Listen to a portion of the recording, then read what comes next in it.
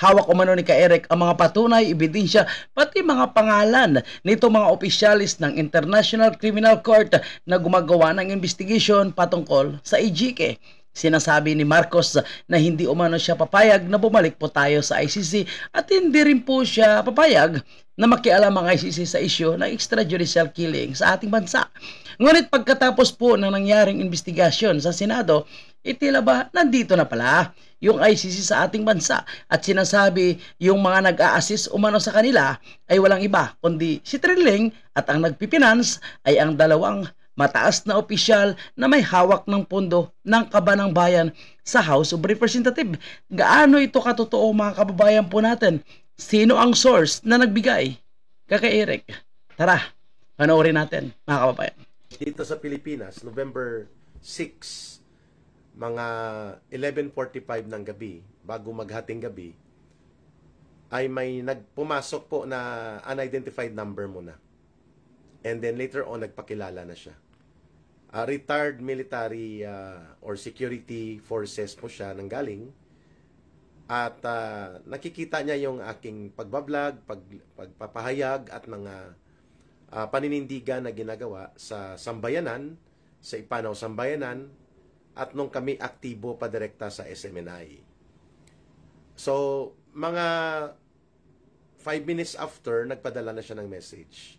Sabi niya, Ka-Eric, this is going to be explosive, but I believe in your integrity and your capacity na sa iyo ko'y dadaan ang revelations na ito. So, sabi ko, sige, I will protect in confidence kung sino po kayo, although kilala ko na ang pangalan niya, at nag-check na rin ako, authentic naman siya. Pinadala po niya kagabi ang mga impormasyon na sa likod ng kaalaman ng buong mamamayang Pilipino ay pataksil at patraidor na pinapasok ng Marcos Jr. government, nila Martin Romualdez, nila Saldico, at ng mga komunistang teroristang CPP, NPA, NDF, at malamang nandyan din si former Senator Trillanes, ang mga ICC investigators. So grabe ang kanilang galawan, ano, mga kababayan po natin, galawang traidor talaga, no? So pagkukunwari lang po talaga ang kanilang ginagawa. Pero ang tanong natin, mga kababayan, bakit ang tagal nila kasuhan at ang tagal nila sinasabing ipaparesto si PRRD? Dahil yan po yung inaantay ng mga Pilipino at malalaman nila kung anong puwersa ng Pilipino. Kung sakaling gawin po nila yan, matagal na po sila hinahamon ni PRRD. Ang sabi nga ni PRRD, pahuli nila at sabi niya nga, ibibita niya daw ito sa puno ng akasya. So, ang sa akin kasi dito pagkakaalam, mga kababayan po natin, matagal na talaga yan dito sa ating bansa at nag-i-interview nga po ng mga nagkiklaim na sila daw ay biktima, nagurguran daw sila ng pamilya. Pero alam naman natin, mga kababayan, na hindi naman po directly si PRRD yung nagpapagawa ng mga ganyang klaseng mga galawan. Dahil ang gusto lang ni PRRD ay yung mga legal, no? At kung sino man ang gumawa ng hindi tama, hindi sumunod sa batas, ay handa naman siyang parusahan. And sa totoo po, yung issue po yan kay Kian de los Santos, no? Nag-usap na yan mismo si PRRD at ang kanyang pamilya. So balik po tayo sa issue ng ICC, mga kababayan po natin. Talagang gigil na gigil sila, no? At kung ang nasa likod po nito, ang sinasabi nga ni Ka-Eric ay si Martin at itong si Salde, so posibleng sila rin po yung nagpipinance. So kung sila nagpipinance, sino yung nagpipinance ng pera? Saan galing yung pera? Hindi kaya imposible yan na galing din po sa Kabanang Bayan, no? Hindi kaya galing yan sa mga ayuda dahil hindi naman sila nag-i-issue ng official na resibo. Liquidation by certification lang, pasok na po sa banga. Hindi kaya dyan nila kinukuha, no? Talagang ang ginagawa nila ay napakalinaw po na isang panluloko kung tutuusin para sa ating mga Pilipino dahil pinapaniwala po nila, no, na ang kanilang investigation is for aid of legislation.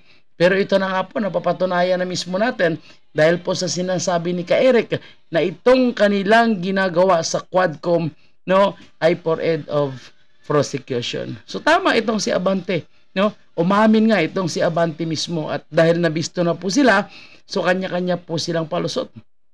At lalo silang magkukumahog ngayon dahil gigil na gigil po sila sa mga sinabi ni PRRD.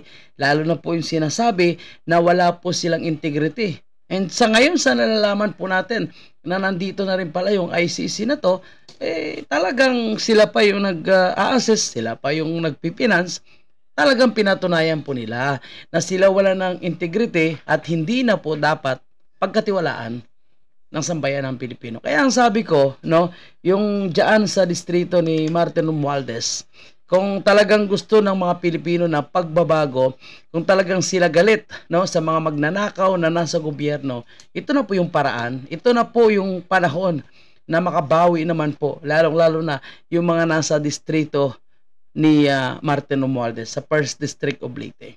So kayo po ang magdedesisyon. Dahil sa pagkakataong ito, may kalaban po si Martin Romualdez. So pwede niyong tulungan po si Nini Bacala, yung kalaban ni Martin Romualdez, no? Para matigil na po itong kalukuhan na ginagawa nila at panluloko sa sambayan ng Pilipino. Sige kay Eric, pasok. Habang nananalasa ang bagyong Christine sa ating bansa at sinasalanta ang mga mamamayang Pilipino, ay pumasok ng iligal. Walang pagbubunyag at walang hayag na pag-amin sa gobyerno ni Marcos Jr. Pumasok po nitong huling linggo ng Oktubre ang mga investigador ng International Criminal Court upang magsagawa ng mga interview, investigation at mga pag-ikot sa ating bansa upang ituloy ang kanilang pangingialam at hindi makatarungang panghihimasok sa soberanya ng ating bansa in the guise of looking out and going after former President Rodrigo Duterte. So ito rin pala yung purpose ang sinasabi po ng DOJ na di umano yung nag-create na po sila ng task force para imbestigahan ang issue ng AGK para ma-assist daw umano itong Quadcom at ang Senado. Wow, talagang well-organized po, no? Well-planned. Ika nga, stick to the plan pala talaga ang kanilang ginagawa. Kunwari, nag-create po sila ng task force. Hindi kaya itong DOJ mismo, sila mismo ang nakikipag-coordinate sa ICC. Hindi po ba, no? Kasi halos halos lahat sabay-sabay po nilang ginawa yung Quadcom, tapos sa Senado, no? Tapos mag-create ng task force, tapos nandito na rin pala yung mga foreigner, no? Na kanilang binabayaran or sinusuhulan. Kaya sa totoo lang mga kababayan, no, nalaman po natin na itong ICC pala, hindi naman pala ito organisasyon ng isang gobyerno. Ito pala ay private organization. So kung private organization, ibig sabihin, kailangan mong bumayad kung ikaw ay magpamiyembro sa organisasyon na yan. Tama kaya ako, no? Anyway, kung mali po ako, pwede natin i-correct dyan sa comment section. So, pagpatuloy natin. Ipinadala po sa akin kaninang madaling araw ang mga data at ang mga mukha at pangalan nila. May mukha, may pangalan. So, sana ito po ay pangalanan ni Ka-Eric, ano? At kung alam niya kung sino yung nasa likod talaga, no? Hindi lang siguro si Trillanes dyan, or si Martin, or si Saldico, no? Baka may direct na knowledge po ang kanyang source kung sino po yung pinaka umuutos dyan. Di po ba? At ito po ay very confidential. Hindi ko po muna i-reveal, pero may isang babaeng investigator, dalawang lalaki at may isa pang sumunod, mga 4 sila. 4. At ang mga hotel kung saan sila nakapilit. Ang isang pangalan ng hotel ay Hotel Letter M ang initial. Hotel Marriott. ito ng Sidekick. Marriott ata Maluslos. At ang isa ay Raffles Hotel. Pinangalanan ko ng isa. Ito, 3 hotel ang ginamit At fully accommodated with all support, security, at lahat pinacilitate para sa kanila. Grabe, no? Samantala yung mga kababayan po natin, hanggang ngayon nagrereklamo pa, hindi daw po sila nakatanggap ng tulong mula sa gobyerno, yung mga sinalanta ng bagyo, pero malalaman po natin mga kababayan na yung gobyerno natin ay gumagastos doon sa mga foreigner, no? Para sirain lang itong mga Duterte. Ibang klase po yung gobyernong ito. Imbis na magtrabaho, imbis na i-priority Ang mga Pilipino, pinapriority. Ang mga foreigner, ina-assess, ginagastusan para lang magtagumpay sa kanilang ginagawang paninira po sa dating presidente. Diyos ko, magtrabaho na lang kayo. At the back of the knowledge of the entire Filipino people in our country. So grabe po ito ha. Pananagutan po ito at isa itong napakasensitibong topic ang binuksan natin sapagkat ang International Criminal Court ay walang legal posture and legal capacity na manghimasok at manghialam sa ating bansa. They are not here, itong mga investigators na ito, para maging turista na mamasyal sa Bohol, sa Boracay, o saan mang magagandang tourist destination. Nandito sila at nagsasagawa ng illegal na panghihimasok sa sovereignty and internal judicial procedures ng ating bansa at pinayagan ng gobyerno ni Marcos at inisponsor pa. Wow, ang kanyang sana all pinsan. sponsored. Ang tanong, kaninong pera ang ginamit dito? Sa mapanghimasok, Matik po yan, mga kababayan po natin. Pera ng taong bayan. illegal at kalunos-lunos na uri ng pagbebenta ng soberanya natin sa mga investigators na ito ng International Criminal Court. Grabe no, talagang gawin nila ang lahat. Mawala lang po yung mga Duterte na napakalaking tinik sa kanilang lalamunan. How far and how low can this government of Marcos go para lamang lapastanganin ang soberanya ng ating bansa at ang mga karapatan ng mamamayan? Bakit nyo itinago? Akala nyo may tatago nyo ha? Nakita na po namin ang mga pangalan at may record po sila ng pagpasok sa Bureau of Immigration. Wow. Pati pong hotel billetings nila, saan sila umikot, sino pong pinapatawag, sino ang nagpapacilitate, sino ang nagfi-finance. Ayos ito no. So maganda ito pag mapasabog na po ni Ka-Eric ha, yung lahat ng mga detalye, pati yung location, sino yung mga nagpipinance, sino yung mga kanilang inikutan. So napaka-importanting detalye po yan mga kababayan natin. Grabe po ito ha. Hindi pa sila kontento sa bogos at katarantaduhang tuwadkom sa Kongreso ni Martin Romualdez. At ngayon po ay itinakwil ni Pangulong Duterte ang pag-attend doon. Tama lang yun na desisyon. Tama lang. At pinadala ang sulat ng kanyang mga abogado kay Congressman Ace Barbers. Hindi pa sila nakontento sa tuwadkom na ginamit nila bilang Ay nako, tuwadkom na yan. persecution and special propaganda attack operations against the Duterte, kay Inday Sara, kay Vice President natin, kay Rodrigo Duterte at sa iba pang mga matataas na opisyal ng former administration ng Duterte government.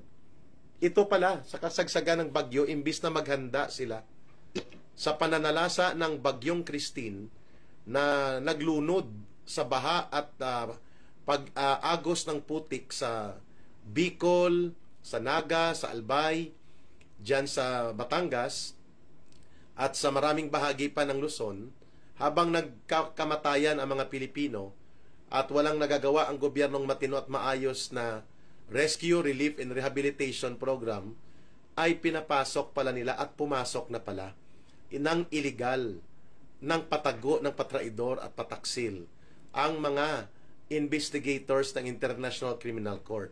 So ayan po mga kababayan po natin, no? Malinaw po na ito po ay pagtatraidor sa mga Pilipino ang kanilang ginagawa, no? May ginagawa po silang pasikreto na kung tutuusin, ibawal po yan kasi hindi naman po tayo miyembro ng ICC, pero nandyan po sila, pinipinance po nila, ini-entertain po nila, binibigyan po nila ng magandang accommodation, no? Security, at ina-assist po nila sa bawat lakad nitong ICC. Grabe ang ginagawa ng administrasyong ito, mga kababayan po natin. Kaya sana po matigil na po ito at magpapasalamat lang po tayo dahil may mga concern na mga Pilipino na nagsasalita, lalong-lalo na po itong source ni Ka-Eric na nagbigay sa kanya ng impormasyon kung sino po yung mga taong ito, saan naka-stay, no? Ano yung kanilang inikutan, sino yung kanilang mga nag-a-assist, sino rin ang kanilang financer. At posible po ba ito na ito ay utos ni Marcos Jr.? Tanong lang po natin, posible or posibleng si Martin lang. Anyway, lalabas din naman ang katotohanan at yan po yung ating pakabangan. At salamat po kay Ka-Eric mga kababayan dahil napakalakas po ang kanyang loob para ito po ay i-expose sa social media. Dahil sigurado po, no, mga kababayan, hindi po ito pipick upin ng mainstream media. Dahil sigurado pagpabawalan po sila na ito po ay ibabalita. At palagay ko, sa lakas ng mga sources nitong mga mainstream media, sa lakas ng kanilang connection sa policeman, sa kongresoman, alam ko na alam na rin po ng mga mainstream media na nandito yung ICC.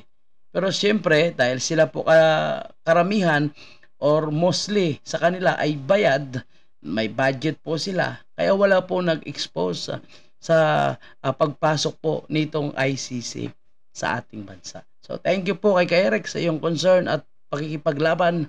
Tuloy-tuloy po natin ito, yung pag-expose ng kanilang kabulaskugan. Huwag kalimutan mag-like and mag-share po mga kababayan. At hanggang dito na lang muna. Abangan po natin ang kumplito pang detalye kaugnay po sa mga special na bisita ni Martin Romualdez. Okay? Thank you and God bless. Mga kababayan.